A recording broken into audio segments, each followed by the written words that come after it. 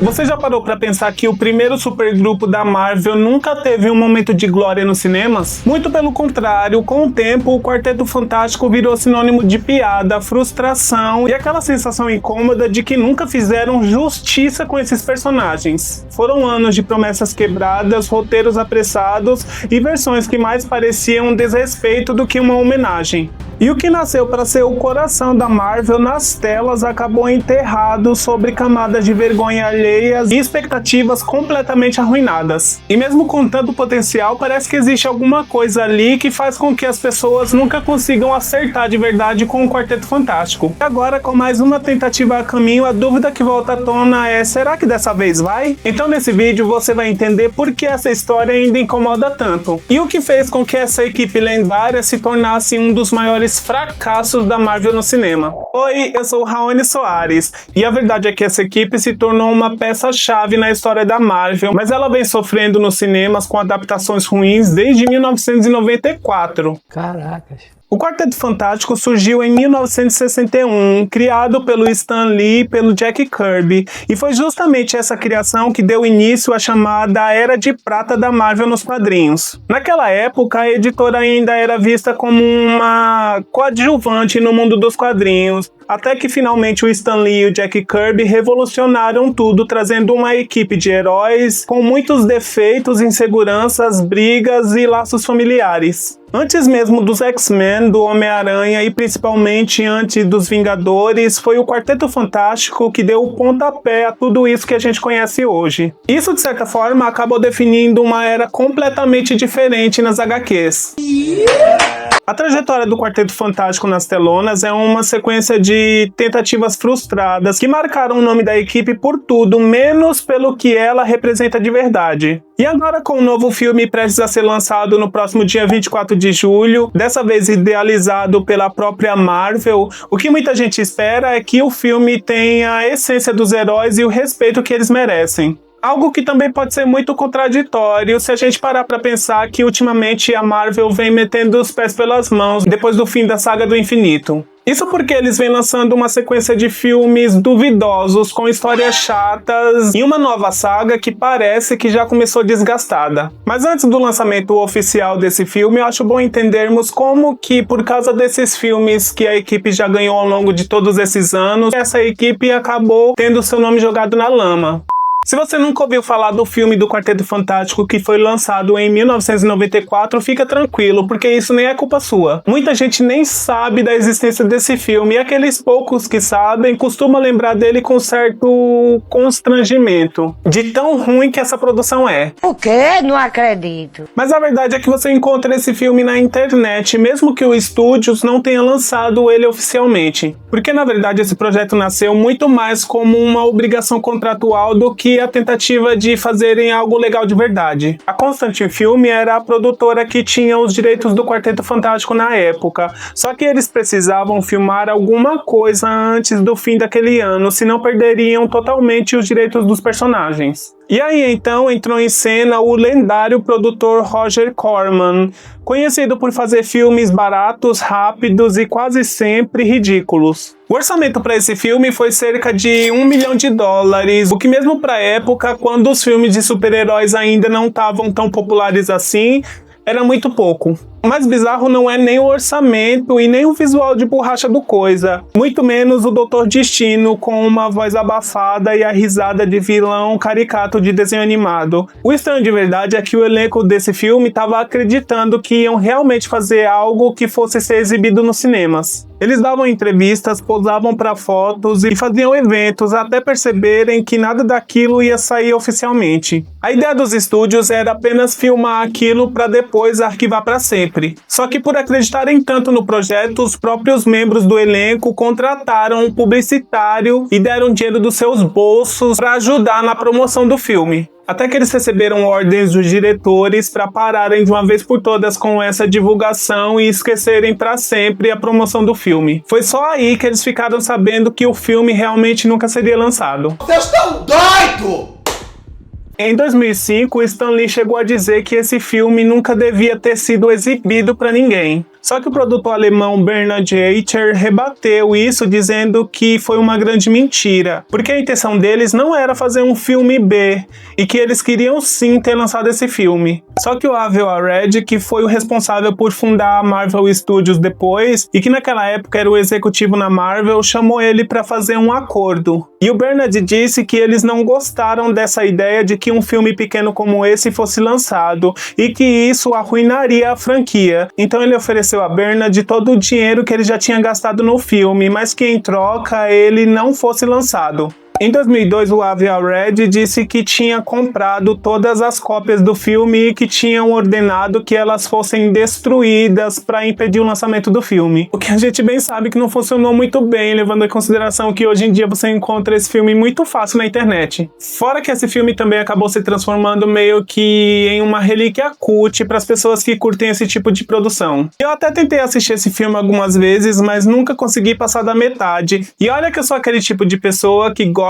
da maioria de filmes de super-heróis que a maioria das pessoas estão odiando. Exceto para Amor e Trovão, esse não tem nem como defender. Talvez a gente pudesse até usar a época como desculpa por esse filme ser tão ruim, porque para uma equipe com as habilidades do Quarteto Fantástico seria muito difícil de fazer algo realmente bom com o orçamento para poder comprar apenas uma tesoura sem ponta e um papel celofane. Mas como a gente vai descobrir daqui pra frente, talvez o problema não esteja na época ou nos efeitos, mas sim com ideias ruins mesmo. Porque mesmo anos depois, com muito dinheiro, efeitos modernos e uma equipe de peso, eles ainda conseguiram cagar com tudo.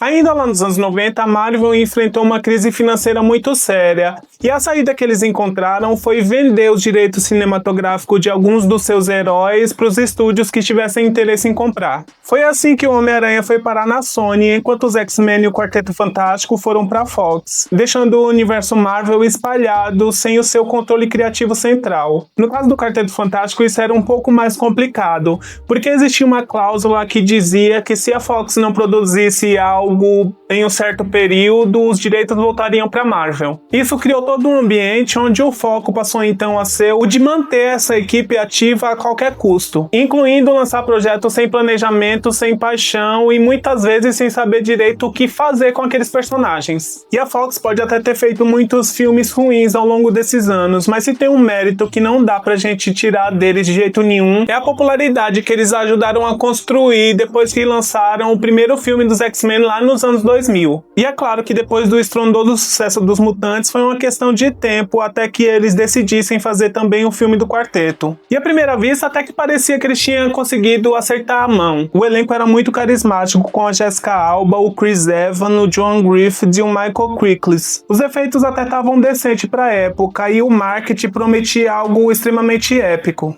O problema é que mesmo sendo uma produção maior e mais polida, parecia que o filme não fazia a menor ideia do que fazia o quarteto ser essa equipe tão especial. A história foi tratada como uma comédia de ação genérica da época, e o roteiro até tentava equilibrar o humor com drama familiar, mas nada se encaixava de verdade nisso. As relações entre os personagens pareciam forçadas, os diálogos escorregavam em clichês e o vilão, que é sem sombra de dúvidas um dos maiores vilões da Marvel, foi reduzido a uma caricatura fria e genérica, totalmente longe da imponência do personagem nos quadrinhos.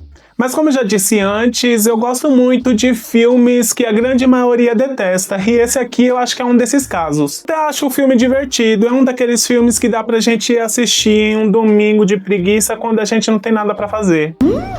Mas o fato é que o desempenho do filme foi bom o suficiente pra garantir uma continuação 2 anos depois. E eu acho que talvez tenha sido aí que eles realmente erraram a mão. Quando anunciaram que o Surfista Prateado estaria no segundo filme do Quarteto Fantástico, muita gente acreditou que agora sim a coisa podia talvez engrenar. Até porque ele também era um dos personagens mais icônicos da Marvel. Eu acho que um dos maiores problemas desses filmes de super-heróis é que eles acreditam realmente que o segundo filme precisa ser muito maior e com problemas cada vez mais difíceis de serem resolvidos para ser algo realmente bom. Mesmo que hoje em dia a gente tenha se acostumado muito com isso, principalmente graças à Marvel. Mas o fato é que junto com o Surfista Prateado, nós também teríamos o Galactus no filme. Uma entidade cósmica que consome planetas inteiros e desafia qualquer noção de escala ou ameaça dentro da mitologia da Marvel. Só que quando a gente viu esse personagem no filme, a gente percebeu o tamanho do desperdício que eles fizeram com isso.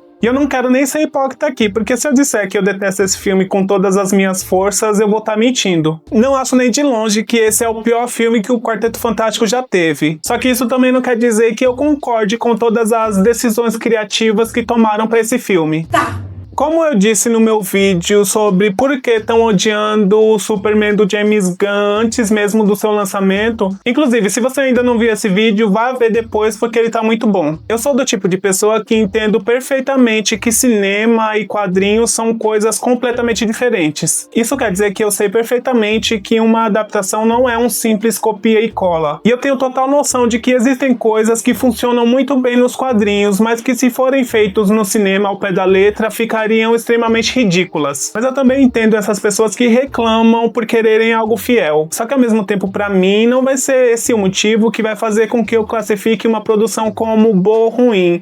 Entende? Enfim, eu entrei nisso tudo pra dizer que essa mudança do Galactus, sim, me incomodou, mas não seria só esse o único motivo que me faria odiar completamente esse filme. Embora não tenha gostado dessas decisões, eu consigo sim me divertir com a obra sem culpa nenhuma. E até surgiu uma justificativa pela internet que dizia que eles tinham optado por colocar o Galactus como uma nuvem porque eles não detinham o direito do personagem. Só que isso é uma grande mentira, até porque o nome dele não mudou. A gente ainda consegue ter um vislumbre da sua aparência quando o surfista entra na nuvem para enfrentá-lo no final. A verdade é que uma das razões por terem optado por dar esse visual ao personagem é que a Fox tinha a pretensão de lançarem um filme solo do Surfista Prateado, e nesse filme o visual do Galactus como a gente conhece seria usado. Por isso eles quiseram meio que guardar essa surpresa para esse filme, o que a gente sabe que foi uma péssima ideia, levando em consideração que esse filme nunca nem saiu do papel, ou seja, perderam uma boa chance de usarem esse personagem. Mas uma coisa que eu acredito é que fazer o personagem como foi feito seria muito mais fácil de derrotar no final e exigiria muito menos tempo, como foi o que aconteceu. Ainda mais que o filme já tinha levado tanto tempo com perseguições com o Surfista Prateado, a batalha do Doutor Destino na prancha dele e ainda colocarem uma batalha final com uma entidade cósmica como o Galactus seria muita coisa para um filme de menos de 1h e 40 minutos. Então sim, eu acredito que a ideia de colocarem um Galactus como uma nuvem foi uma solução mais prática e rápida para resolver esse problema no final. O resultado disso foi um desempenho extremamente decepcionante, com uma bilheteria mundial de 301 milhões ao redor do mundo, sendo que nos Estados Unidos o filme arrecadou um pouco mais de 129 milhões. Pouca coisa. Isso fez com que uma terceira parte do Quarteto Fantástico, que estava planejada pela Fox, fosse completamente cancelada. E uma curiosidade é que nesse terceiro filme traria também a participação do Pantera Negra. Mas se já foi difícil para os fãs dessa equipe verem esse filme, imagina a pedrada que foi ver o desastre que eles fizeram depois. Mas se tem um desastre que você é capaz de impedir, é a morte terrível do engajamento desse canal. Por isso, se você estiver curtindo o vídeo até aqui, não esquece de deixar o seu like, porque isso é extremamente importante e me ajuda demais. Fora que é rápido, né? E não custa absolutamente nada. Depois dessas duas tentativas mornas, a Fox decidiu que era hora de recomeçar esse universo do zero. Ai, não! Por isso, em 2015, eles apostaram em um reboot completo do Quarteto Fantástico, tentando seguir essa tendência da época. Só que dessa vez eles pretendiam fazer um filme com um tom bem mais sério, mais sombrio e muito mais realista. Uma ideia que eu honestamente acho muito interessante. Eles queriam transformar o filme num drama de ficção científica com uma pegada quase experimental, longe do estilo colorido e leve das versões anteriores. O elenco agora era muito mais jovem, promissor e até diverso. A direção ficou nas mãos do Josh Trank, que vinha do sucesso Poder Sem Limites. A expectativa agora era de algo muito mais ousado, mas o que aconteceu foi um desastre anunciado. Porque desde o começo esse projeto parecia instável, com bastidores marcados por conflitos entre o diretor e o estúdio. Tiveram cortes de orçamento, mudanças de roteiro em cima da hora e até refilmagens que foram visivelmente mal integradas no filme. No final, tudo isso fez com que o filme parecesse não ter uma identidade clara. Ele começava como uma história de descoberta científica, então do nada ele tentava virar um suspense corporal e corria para um desfecho acelerado com uma batalha completamente genérica, fora o vilão, que estava totalmente descaracterizado. Um dos personagens mais complexos e ameaçadores da Marvel foi reduzido a um visual estranho, com zero profundidade, motivações rasas e uma participação tão desconectada do resto do filme que parecia ter sido inserido apenas por uma obrigação. Nem parecia aquele mesmo Victor Von Doom dos quadrinhos ou de qualquer outra mídia. O pior é que esse filme parecia até ter um medo básico, que é o de ser o que ele realmente é, um filme de super-herói. Porque parece que ele tá o tempo todo fugindo da ação, dos problemas familiares, do humor e da aventura, justamente o que torna o quarteto. Fora que quando os personagens ganham seus poderes, o filme assumiu um tom quase assustador de filme de terror que me causou uma sensação horrível enquanto assistia, uma gastura e um desconforto que me fizeram não gostar do que eu estava vendo. E isso podia ser muito interessante se fosse usado da maneira certa. E é claro que o público rejeitou completamente esse filme e a crítica macetou. O próprio diretor se afastou do projeto antes do lançamento e chegou a comentar nas redes sociais que essa versão final não era o que ele tinha planejado para o filme. Tadinha, que barra! O resultado foi um fracasso tão grande que o estúdio até desistiu de fazer uma continuação. Ainda bem, esse reboot virou sinônimo de absolutamente tudo que pode dar errado quando um filme não sabe para que ele está sendo feito.